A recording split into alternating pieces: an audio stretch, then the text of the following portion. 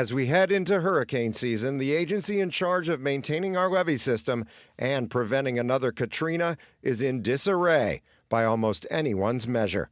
It's been a fight every day over there, and I got 1 foot out the door. That's the East Bank Flood Protection Authority Board President, Peter Vicari, testifying last week during a state Senate committee hearing. Senator Kirk Talbot asked Vicari about an unreleased investigation now in the hands of the Attorney General's office. Does the report show criminal wrongdoing? I would leave that up to the attorneys. It's bad. And Talbot asked about a massive new contract for Levee District Police Chief Joshua Rondino, which Vicari admitted was presented to the board by Rondino, not the other way around. Former Flood Protection Authority board member John Berry found Rondino's contract shocking. He's striking his own contract. He's doubling the salary of the previous chief. It's like he's running the board. Rondino's new $208,000 contract would rise to $250,000 in 3 years.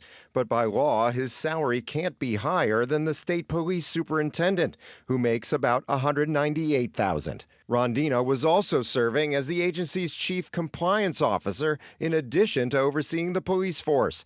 Last week, Alex Lubman at the Times-Picayune also exposed that the chief initially tried to give himself a $910,000 severance package that was later removed. Lane Kiffin would love to have that contract. Don't let him see this. He might jump all over it. Hey, Mr. President. David Hammer. At a special board meeting this week, we asked Vicari, how did this happen? We are changing that. It's something that we're going to do, but I just can't do it like right away because who's going to file it? Who's going to do that tomorrow? Right. What about the previous version of the contract, though, that was written to include the severance pay, which the senator pointed out is not permissible under the law? Okay, that was totally out of context. The first agreement was, I told Chief, he deserved it because he feared that the board was coming after to fire him.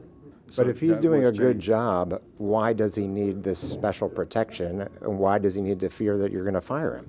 Well, this board has been real crazy, and I'm sure after you read the report, you'll see what we've been having to deal with. That craziness included the chief filing battery charges last December against a board member, Debbie Satoon, then dropping them when she agreed to resign.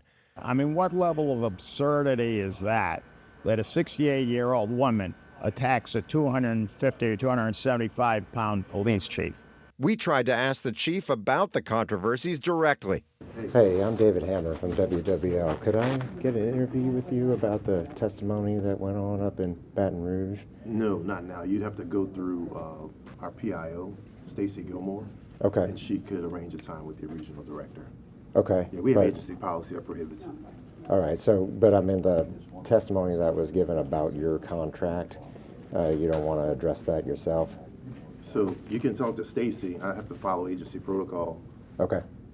All right, fair enough. Yep, you're welcome. Yeah.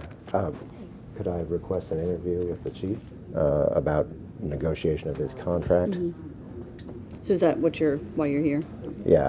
Gilmore directed me to the agency director, Jeff Williams. They're talking back there about this investigative report and whether to release it, and issues with the operations staff before, and also questions about the chief's salary and his contract and him writing his own contract. David, I'm sorry, that's not why he's here right now. Instead, Williams talked about the good job he believes the Flood Authority has been doing. When the chairman says that they're putting out fires constantly, and they're talking about this stuff about the political nature of the board versus what it used to be and what it was designed to be after Katrina, do you understand why there are questions and why people want to know what's being done and how is the money being spent? Jeff, I think we're good, right? Okay, that's fine.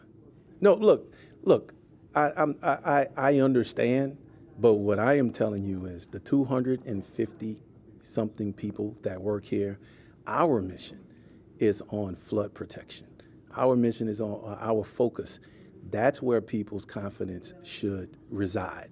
In the people that are here, myself in the leadership position, and the people that are here doing the work every single day, because to keep the main thing, and that's to provide flood protection. Sandy Rosenthal, founder of levees.org, doesn't share that confidence. I'm very concerned when I've seen all this turnover and all this loss of these jobs, the director of maintenance, director of engineering, when I see a complete turnover in the board, we're never like that. And neither does Barry, who served on the first combined flood authority board after Hurricane Katrina, which was designed to take politics out of flood protection. When you have almost half the board resigning in protest because it's not focused on flood protection, that's a real concern. When you have the president of the board saying we need more businessmen on the board, that's exactly how 80% of the city got flooded. And now, for the first time since Katrina, the board is made up entirely of appointees of Governor Jeff Landry. David Hammer, WWL, Louisiana. Yesterday, the board voted to ask the AG's office to release its investigative report within 30 days. We also will put in records requests asking for a copy.